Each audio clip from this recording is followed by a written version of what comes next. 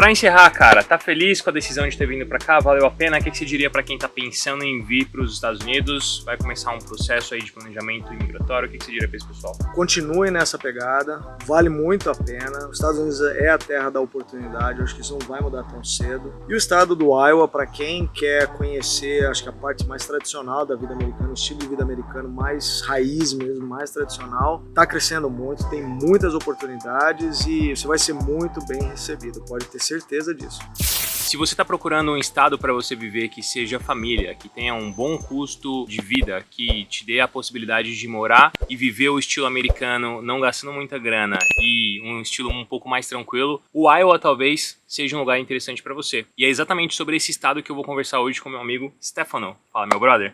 Tudo bem? Cara, em primeiro lugar, obrigado por aceitar o convite aí pra gente gravar o vídeo. Obrigado por me receber na sua casa aqui. Obrigado por fazer uma carne naquela churrasqueira que vocês estão vendo ali atrás.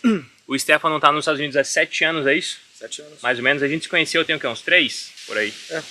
Pois é. E aí eu não passaria no Iowa, eu estou viajando pelos Estados Unidos, mas porque esse camarada mora aqui e ele me convidou para vir aqui visitar a casa dele, eu falei, é uma excelente maneira de conhecer o Acre dos Estados Unidos. Por qual motivo eu iria ao Iowa?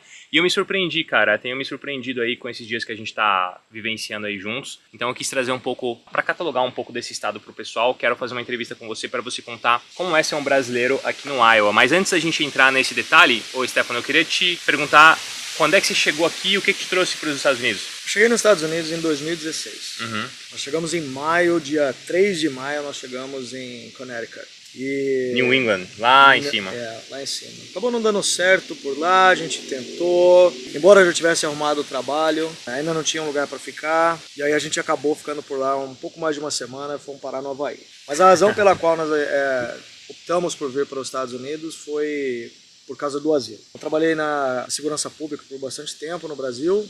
E aí você sabe como é o Brasil com relação à segurança pública, principalmente quando você quer desenvolver um trabalho mais sério. O pessoal da polícia lá do Brasil, um abraço para todo mundo que acompanha o Oliver.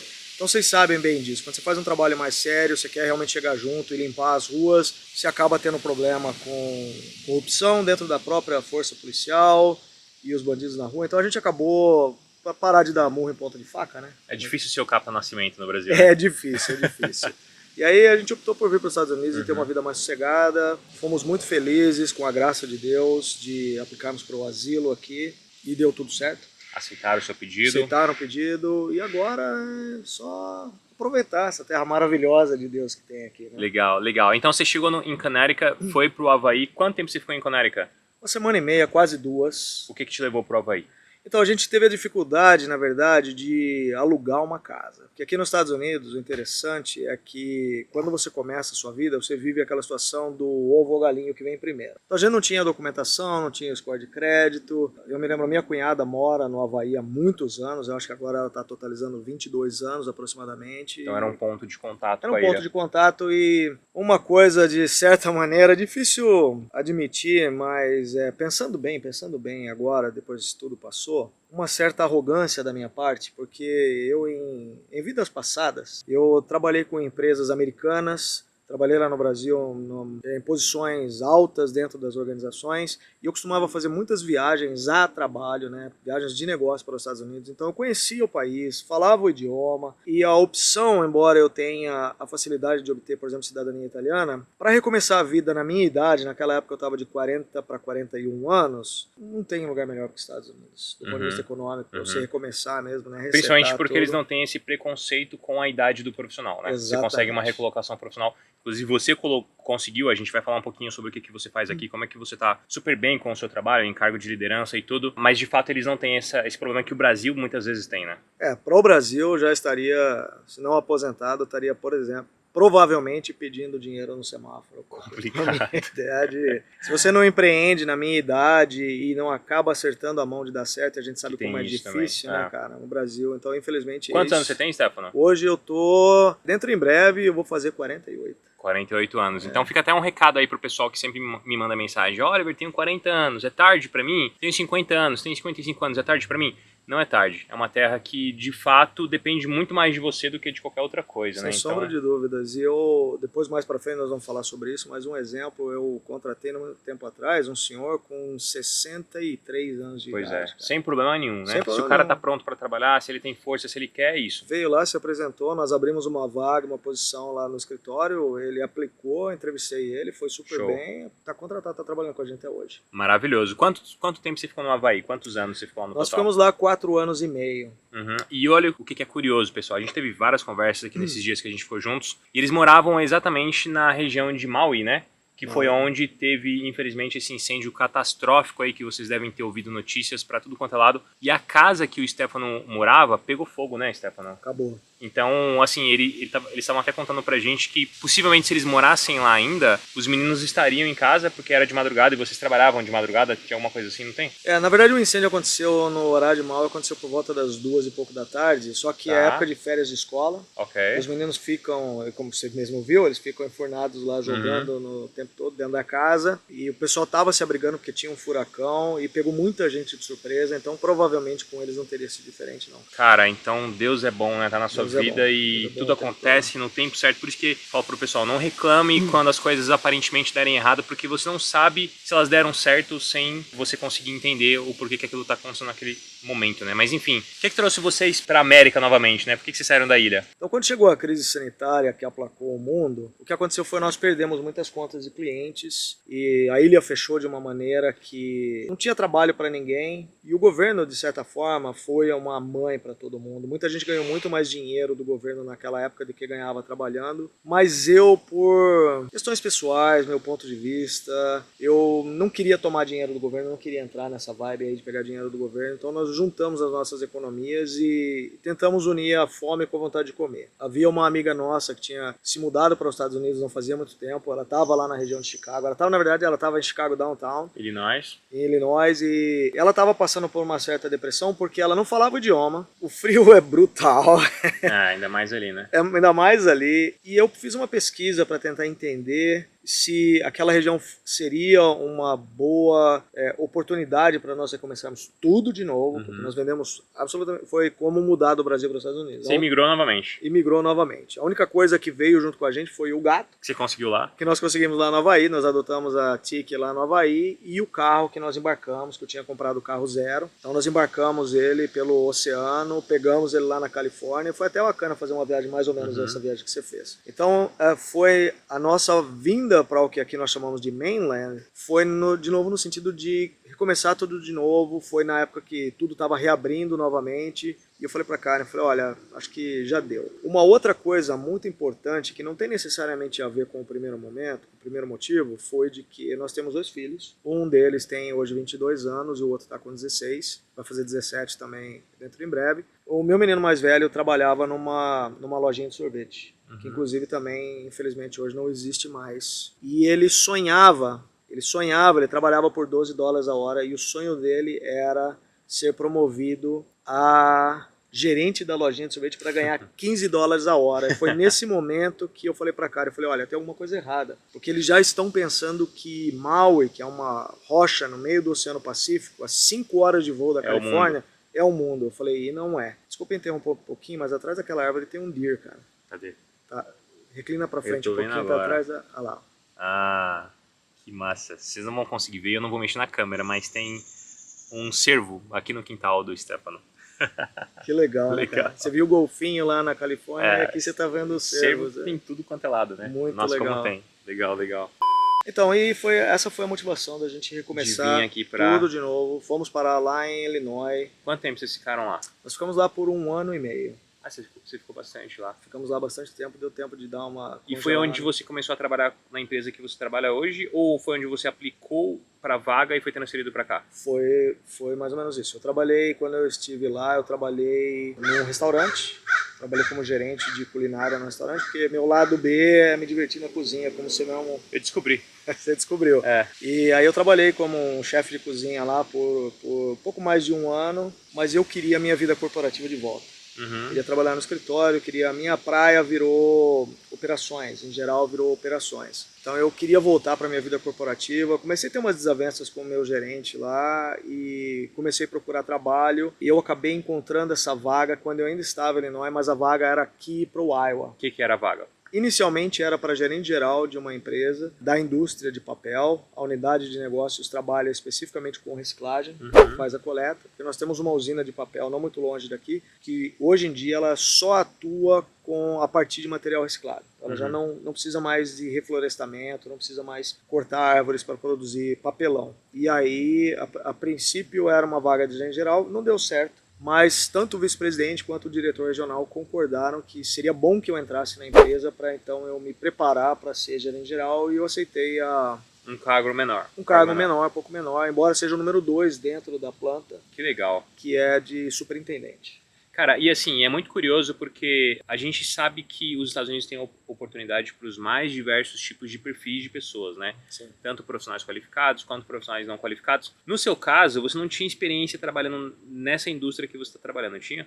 Não. Só que o seu inglês é muito bom, né? Eu estava comentando com você que um dos pontos positivos que eu vejo no seu perfil é que você se americanizou muito rapidamente. Então, sua vida é praticamente uma vida de um americano, né? Você respira de forma americana, você pensa de forma americana, você fala, se comporta e tal. Embora você tenha as boas coisas de ser um brasileiro também. O que a gente deixa pra trás é o que é ruim, né? Sim. E aí o seu inglês é muito bala. Quanto você acha que você ter um inglês fluente foi fundamental para você conseguir ser aprovado dentro dessa empresa, para você trabalhar com eles? Foi primordial. Acho que, sem sombra de dúvidas, foi primordial, porque, veja bem, eu tenho experiência nos meus 4.8, vamos falar dos 40 anos que eu trabalhei no Brasil, em cargo de liderança por cerca de 20 alguns anos, aí também não quero entrar muito nesses detalhes, mas de que me valeria a experiência se eu não tivesse condições de me comunicar de maneira clara e objetiva para tanto garantir a segurança, né, do ponto de vista da segurança do trabalho dos funcionários que trabalham comigo hoje, assim como entender a estratégia de negócios e fazer a operação funcionar de acordo com os objetivos da empresa. E o seu papel é exatamente coordenar a operação de negócio que você atua aqui, no caso é a reciclagem. Então, você tem uma cadeia de pessoas ali que estão debaixo da sua liderança. Quantas pessoas são hoje? Por volta de 20, 22 pessoas. Legal. Quantos são americanos, quantos são estrangeiros? 4 deles são estrangeiros, o resto são todos americanos. E como que a galera te trata, considerando que você é um imigrante que é líder deles? Como um deles. É? Não tem absolutamente nenhuma diferença. Engraçado você tocar nesse assunto que uma pessoa do Brasil que está prestes a ser transferida para uma empresa, coincidentemente aqui no Iowa também, mas uma cidade um pouco mais longe daqui, ela entrou em contato comigo também me perguntando isso, né? Falou, um dos receios que eu tenho é que eu vou para um cargo de liderança e como é que os americanos veem isso, né, de reportar para uma brasileira. Eu fiz um vídeo não muito tempo atrás onde eu falo do brasileiro e a síndrome de vira-latas. Então eu acho que isso é uma coisa que as pessoas no Brasil elas precisam compreender, que o fato de sermos brasileiros não nos torna inferior a absolutamente nada nem ninguém. Muito pelo contrário. Porque a maneira com que nós temos que lidar com as coisas no Brasil nos prepara, porque aqui a vida é muito certinha. Fica até chato quando você pensa assim, eu vou planejar para fazer uma viagem bacana no fim do ano e a viagem dá certo. Não tem desafio? Não tem desafio, você se prepara para aquilo, você fala vou guardar $100 por mês, vou guardar $200 por mês, você consegue fazer aquilo acontecer e nós sabemos que no Brasil você precisa improvisar com o que você tem e muitas vezes você não tem muita coisa, mas você precisa fazer acontecer e isso eu acho que é uma grande vantagem que nós temos. Se torna um diferencial profissional. É a parte positiva do famoso jeitinho brasileiro. É a capacidade de ser resiliente a ponto de se adaptar para as mais diversas adversidades que surgem, né? Exatamente. Eu acho que o profissional brasileiro ele tem muito essa característica. Você não é o primeiro profissional brasileiro trabalhando aqui que me reporta essa mesma concepção, essa mesma ideia. A galera que vem para lá para trabalhar em empresas americanas desenvolve o interesse na gerência, na coordenação, exatamente por essa capacidade. Sim. A pessoa tem que dosar, obviamente, porque muitas vezes o perfil de trabalho do brasileiro é diferente do americano e às vezes a proatividade demais acaba até atrapalhando, pode ser até que atrapalhe. Sim. Mas, de forma geral, eu vi muitas pessoas falando isso. Então você está em Illinois, fez o processo seletivo, te aprovaram para uma vaga de superintendente, é isso? Sim. E aí te falaram, a gente vai transferir você para uma planta que fica no Iowa. Como é que Sim. foi para você? Você conhecia o Iowa? Já tinha ouvido falar? Será que o pessoal já tinha ouvido falar desse estado? Porque não é um estado tão comum assim. Inclusive, comentem. Já ouviram falar no Iowa? Se não tiverem ouvido, coloca aí para eu saber. E mais uma coisa antes que eu esqueça, o canal do Stefano tá aqui na descrição desse vídeo para você seguir ele. Ele também tem um canal no YouTube onde ele coloca a opinião dele, coloca informações sobre Estados Unidos, coloca diversos conteúdos, inclusive aqui sobre o Iowa. Então vai lá porque tem conteúdo no Havaí, tem no Illinois também, né? Você gravou lá também. Tem sim. Então tem bastante coisa já para vocês verem, tá aqui na descrição. Dá uma sacada aí que vocês vão gostar. O Iowa é um negócio interessante, rapaz. O Iowa é uma coisa que as pessoas, muitos americanos, quando eles conhecem o Iowa, eles vão falar assim pra você, não tem nada no Iowa. Se eles conhecerem. Então o Iowa é um estado que muita gente sequer ouviu falar, ou às vezes ouviu falar, mas americanos, tá? Eu tô falando de americanos mesmo, não sabem nem onde fica no mapa, não são capazes de dizer exatamente onde está no mapa. Porque, na verdade, o Iowa, ele, agora morando aqui, eu consegui enxergar muita coisa, que o Iowa é conhecido porque ele está no famoso cinturão do milho. Então essa área aqui, ela é uma área que, como você mesmo viu, a gente dirigiu um pouquinho por aqui, a quantidade de pés de milho que tem por aqui é gigante. é absurda. Soja também bastante. Soja bastante. Aqui a força é milho, soja, porcos e frango para produção de ovos, na verdade, não para abate, é para ovos. Então isso também é bom que o ovo aqui custa $3, 18 ovos na bandeja. Caramba, barato. É bacana, isso é bacana, mas enfim. Então o Iowa, ele é, do ponto de vista agrícola, ele é uma potência aqui nos Estados Unidos e ele é conhecido quem está nesse meio. Para quem não está no meio, obviamente, quem não conhece, pessoal de outras indústrias que infelizmente não se relacionam com a parte agrícola, sabem muito pouco do Iowa. Então tem esse estigma de que no Iowa não tem nada. Mas nós moramos aqui na região metropolitana da cidade de Des Moines, que é a capital do estado do Iowa. E obviamente nós moramos num subúrbio aqui, porque aí a vida no subúrbio ela fica um pouco mais barata, um pouco mais tranquila. Confortável. Mas uma coisa interessante é que, embora nós vivamos numa região metropolitana, e nós que viemos do estado de São Paulo, eu mais do interior, mas você ali da região da capital, quando você pensa em uma região metropolitana, você pensa em milhões de pessoas, né? Sim. Se nós juntarmos todas as cidades vizinhas aqui, não chega a 1 milhão. Se eu não estou enganado, está por volta de 800, 850 mil habitantes. A densidade populacional é muito pequena, muito né, cara? Pequena. Embora nós tenhamos mais seres humanos condensados aqui, porque é uma área metropolitana, como você falou, no interior, principalmente, você vem e você anda horas e você só vê milho, cara.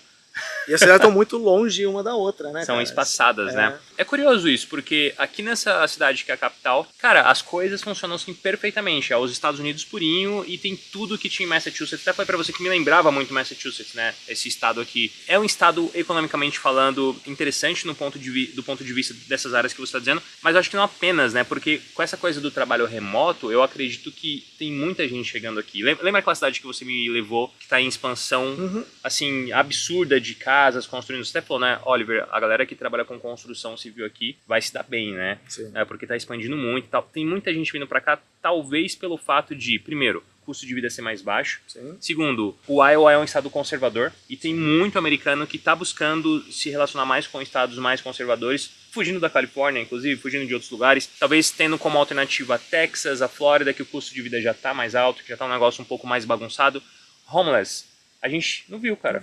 Não viu aqui. E foi a primeira grande cidade que eu passei que eu não vi homeless. Eu tenho certeza que deve ter algum, ou uns poucos, mas eu não vi nenhum. E todas as outras capitais que eu passei, Nashville, Atlanta, São Francisco, obviamente, Portland, Seattle, todas que eu passei na costa oeste, principalmente. Boston tá do mesmo jeito, Nova York, então nem se fala, até na Flórida. Então, isso é interessante, né? O estado, ele tá se conservando, né? De certa forma, eu imagino que, como você mesmo notou, a taxa de crescimento no estado do Iowa hoje, ela é absurda. Eu não tenho os números para te falar, mas depois é uma coisa que a gente pode pesquisar, mas está crescendo muito. Hoje aqui, além da agricultura em geral, e é uma coisa que eu não sabia. É uma coisa que enquanto você não pisa lá, você não vai descobrir nunca. Serviços financeiros é muito forte aqui, bomba aqui.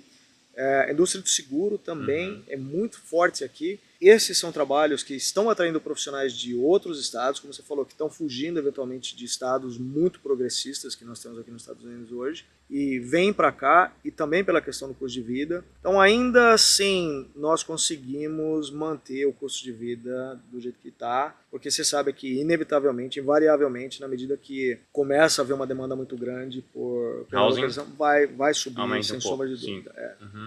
Então nós ainda estamos numa parte boa, numa época boa. Então ainda, embora a taxa de crescimento seja muito alta, oportunidades obviamente são muito grandes. Mas ainda se encontra preços Ainda justos, tá, né? os preços ainda estão justos. Eu fiquei de cara com os preços das casas. Eu dei uma olhadinha lá nos sites de casa e tudo mais, e você nem encontra casa de 280, casa de 300 mil dólares, o que nos Estados Unidos está difícil, cara, de encontrar assim, casa de 2, 3 quartos com esse preço. Os aluguéis aqui, né, casa de 3 quartos com backyard, com tudo, cara, com deck, com garagem fechada, 1.900 dólares, 1.800 dólares, 2.000 dólares.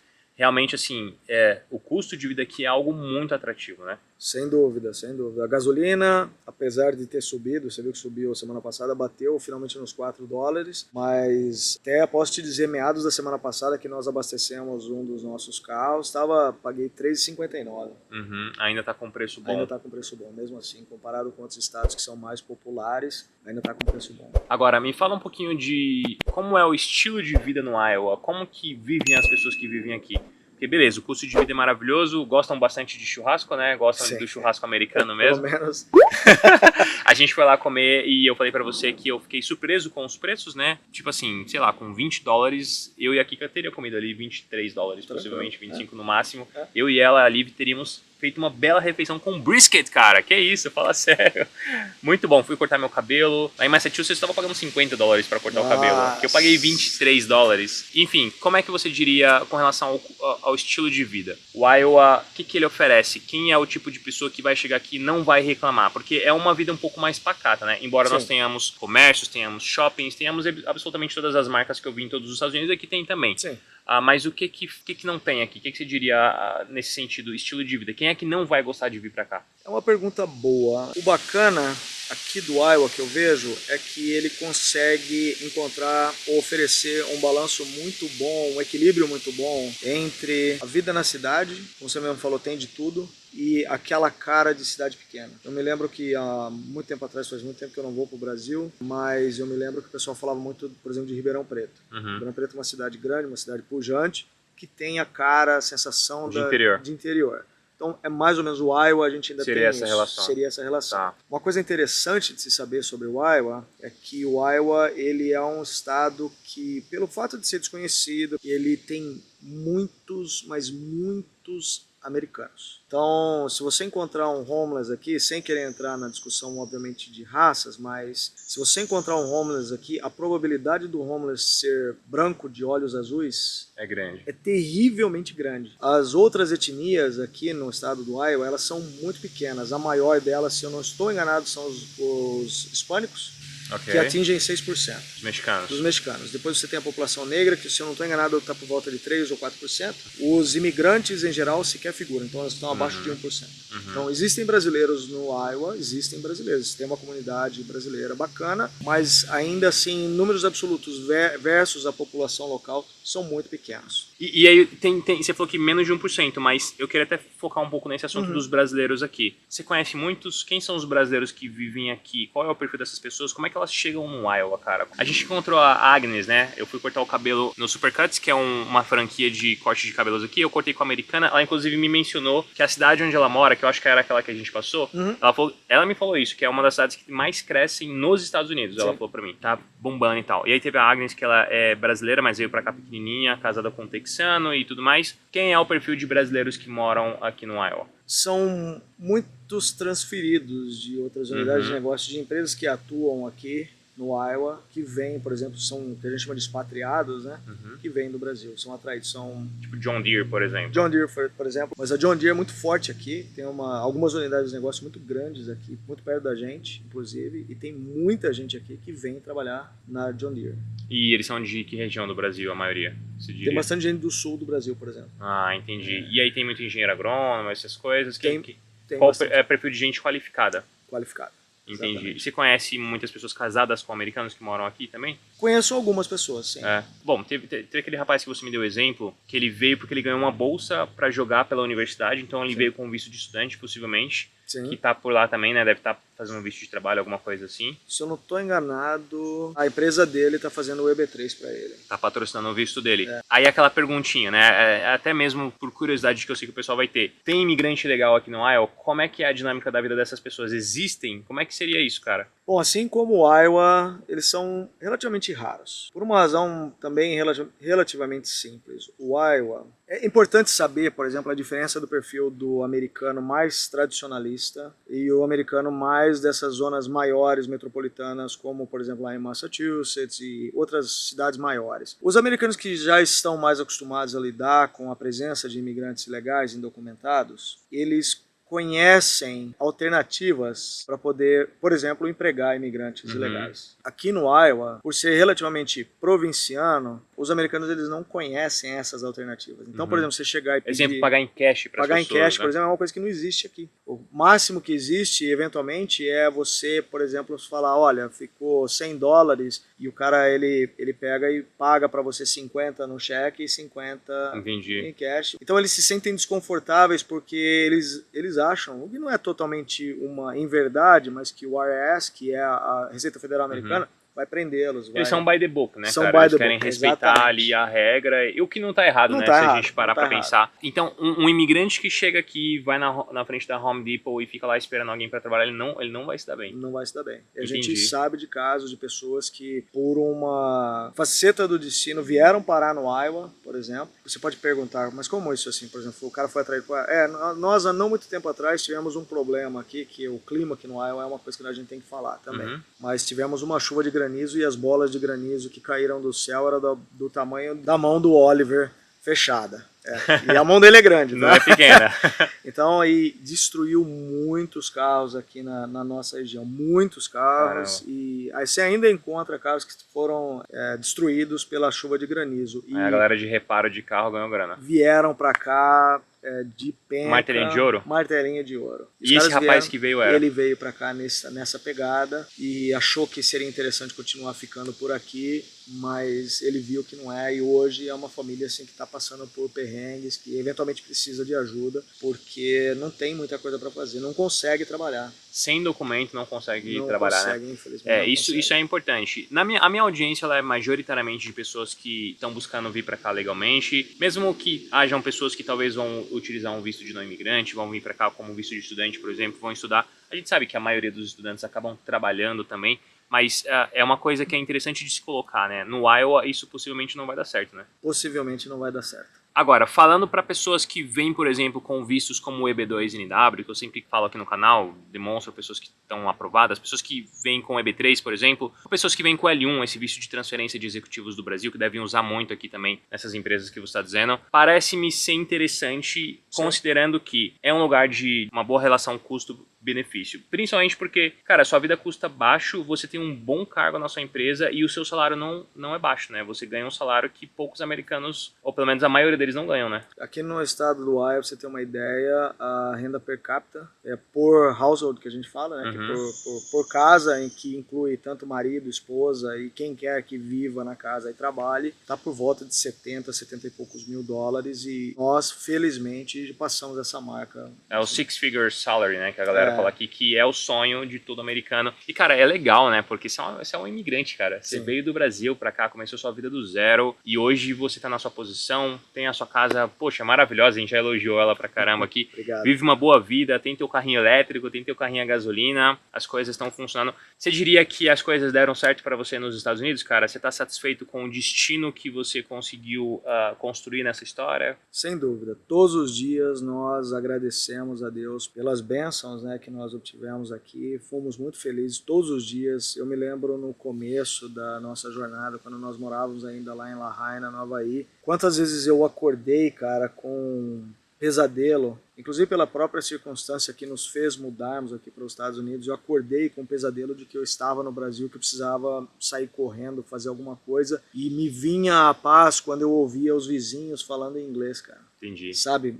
isso aconteceu várias vezes e hoje não acontece mais, graças a Deus. Então, nós, sem sombra de dúvida, nós somos muito gratos, e do ponto de vista do sucesso, porque o sucesso é relativo, né? O sucesso é uma coisa que eu acho que cada desafio que se apresenta na vida da gente e que nós conseguimos ultrapassar, conseguimos vencer aquele desafio específico, eu acho que já é considerado um sucesso. Então, nesse sentido, nós obtivemos muito mais sucesso do que sequer poderíamos imaginar. São quantos anos dos Estados Unidos? 8? Nós vamos fazer 8 em maio do ano que vem. É muita coisa que vocês conquistaram, né, em pouco tempo. Em pouco tempo. Agora, não é dizer que a vida foi fácil, né? Não. Porque você fez bastante coisa, Não. você me contou um pouco da história, então limpou casa, vixe, fez bastante coisa, trabalhou em restaurante, entregou coisa, é aquela coisa foi uma construção, né, até você entender como as coisas funcionam, mas você foi grato durante até esse período, eu imagino, né, cara, porque você tava aqui, né, enfim, na chuva para se molhar, sonho de viver nos Estados Unidos, eu acho que a pessoa chega que a felicidade é instantânea, ela sente, vem os desafios, é claro, existem momentos, eu imagino que você também deve ter passado por isso, mas no geral a coisa andou, né? Nós tivemos sim os desafios, eu acho que os maiores desafios eles não foram nas questões financeiras. Quais foram, você diria? O Corpit, né, depois você passou do 4.0, o Corpit já não é mais a mesma, responde. não rende mais tudo aquilo e nós trabalhávamos fazendo limpeza durante o dia e limpávamos a cozinha de um restaurante. No Havaí. No Havaí, das 10h30 da noite às 3h30 da manhã, todos os dias. Foi quanto tempo sem folga? Um ano e meio sem folga, cara. 7 dias por semana, cara. 7 dias por semana. Domingão a gente às vezes tirava de folga durante o dia, acordava à tarde, ia pra praia, chegava de noite.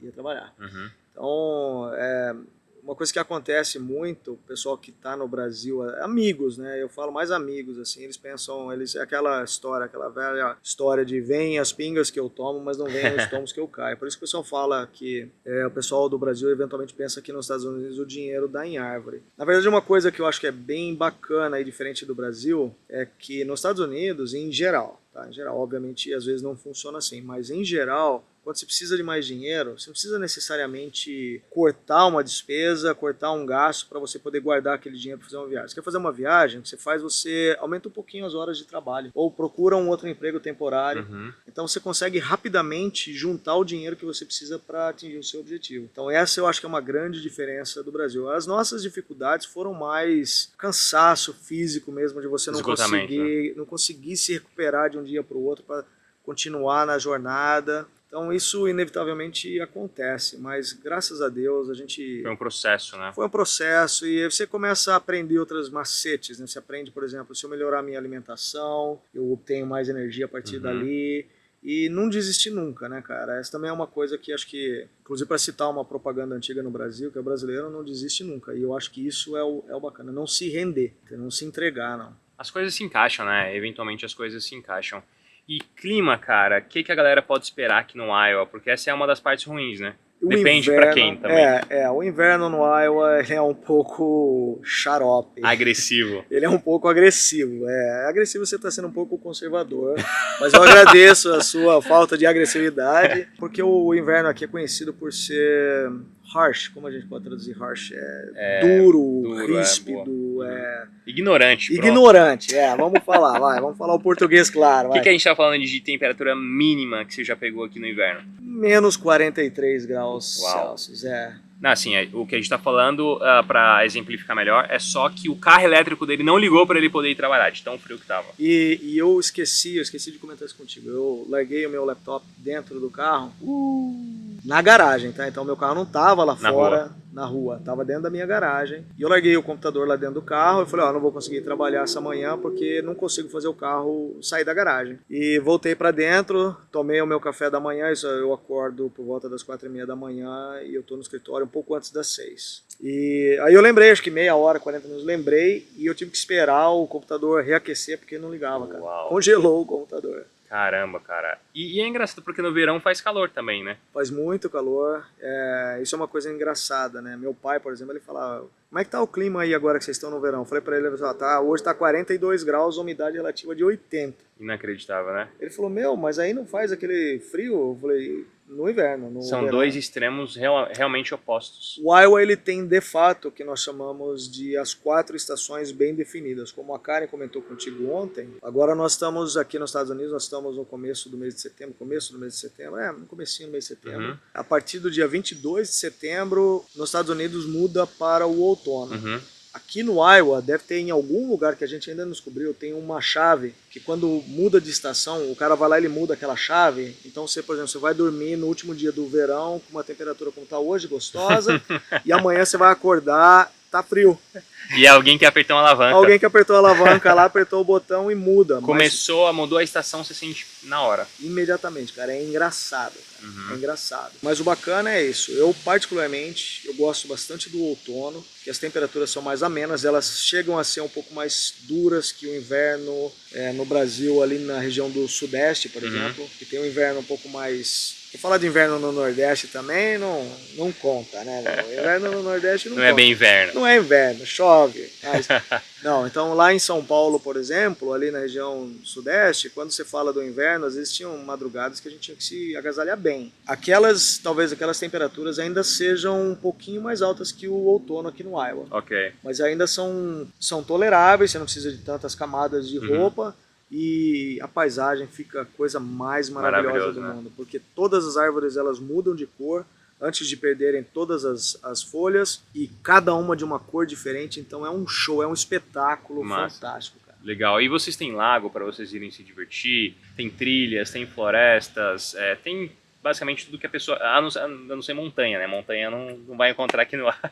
Montanha... Quem gosta de fazer uma escaladinha aí, cara, o Iowa não é o seu lugar. Mas de resto tem muita atividade, então é um bom lugar para você que está buscando custo de vida, está buscando aí tranquilidade, está buscando pessoas assim, super simpáticas, super tranquilas, família, tem universidades aqui também, então quem quiser vir estudar no Iowa tem essa oportunidade também. É um lugar com muita criança, né? Você falou que não tantos jovens, porque possivelmente os jovens se formam e saem, né, do estado.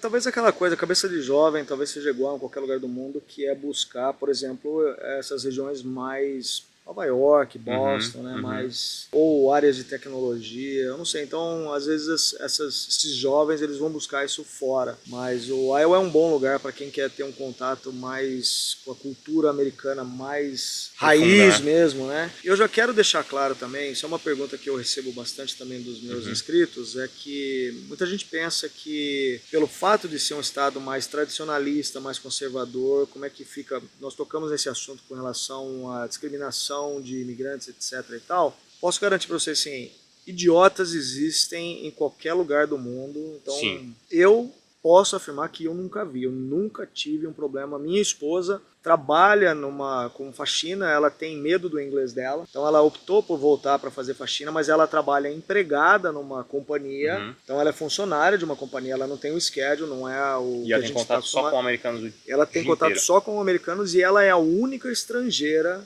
Teve algum problema por causa disso? Nenhum, de maneira alguma. Legal, legal. E as pessoas, eventualmente, quando elas descobrem que a gente é estrangeiro, elas perguntam pra gente. A gerente dela comentou com ela que quando ela viu a minha esposa conversando com o meu filho em português, ela falou, nossa, a primeira vez que eu vejo alguém falando uma língua estrangeira. Caramba. De verdade. Também ela vive no Iowa. Vive no Iowa. É lógico que ela não ia ver. Mas legal. E eu gostei bastante, sou suspeito para dizer, também fui muito bem recebido aqui, né? Toquei bateria elétrica lá no basement do Stefano, toquei o violãozão muito louco dele, fiquei brincando com os brinquedos dele aqui, aí me diverti. Mas é um lugar que eu me vejo morando, sinceramente, assim, tem tudo o que eu gosto, só não montanha, mas tem tudo que eu gosto. Achei as pessoas aqui super bacanas, o custo de vida é muito atrativo, cara, para vocês que não querem gastar muita grana e querem ter a oportunidade como o Stefano de conseguir um bom trabalho que pague ali um bom salário e mesmo assim ter um bom custo de vida, essa região aqui é muito, muito, muito bacana. Você está 5 horas mais ou menos de Chicago, se você quiser ir visitar. Para encerrar, cara, tá feliz com a decisão de ter vindo para cá? Valeu a pena? O que você diria para quem tá pensando em vir para os Estados Unidos? Vai começar um processo aí de planejamento imigratório, o que você diria para esse pessoal? Continuem nessa pegada, vale muito a pena. Os Estados Unidos é a terra da oportunidade, eu acho que isso não vai mudar tão cedo. E o estado do Iowa, para quem quer conhecer, acho que a parte mais tradicional da vida americana, o estilo de vida americano mais raiz mesmo, mais tradicional, está crescendo muito, tem muitas oportunidades e você vai ser muito bem recebido, pode ter certeza disso. Que massa. E se você trombar o Stefano por aqui, dá um abraço nele, porque esse cara é gente fina demais. Cara, obrigado mesmo por tudo, mais uma vez, pela recepção aí, pelo vídeo, pelas ideias, pelos ensinamentos. Pô, foi um prazer passar esses dias aqui com você e com a sua família. Que Deus abençoe vocês e vocês continuem sendo essa bênção aí que vocês são, cara. Amém, amém. Muito obrigado pelo prazer de parar aqui, pela honra de poder receber você. Te acompanho faz bastante tempo. Legal, realmente é uma honra pra mim ter você aqui com a gente. E espero que vocês voltem. Hein? Vamos voltar. Nem que seja pra visitar, né? Pra visitar. Pra comer aquele bolo de milho com aquele brisket lá de novo. Nossa. Bom, não consegui me despedir do Stefano porque a bateria da câmera acabou, mas vou encerrar esse vídeo aqui agradecendo mais uma vez aí pela recepção. Vocês, galera, obrigado também pra quem assistiu até agora. Esse aqui é o Iowa, só pra dar uma ilustrada, como eu disse pra vocês, fora da área metropolitana onde ele mora. É basicamente isso aqui que a gente encontra no Iowa. Nesse momento a gente está indo em direção a Illinois, as meninas estão aqui atrás. Eu vou encerrando o vídeo por aqui. Links importantes na descrição. Se você precisar da ajuda de experts que possam te auxiliar no seu projeto de vir morar nos Estados Unidos, confere aqui embaixo porque tá tudo descrito lá pra você, tá bom? Se inscreve no canal, deixa o seu like e o seu comentário. Muito obrigado por assistir. Eu te vejo por aí e tchau, tchau.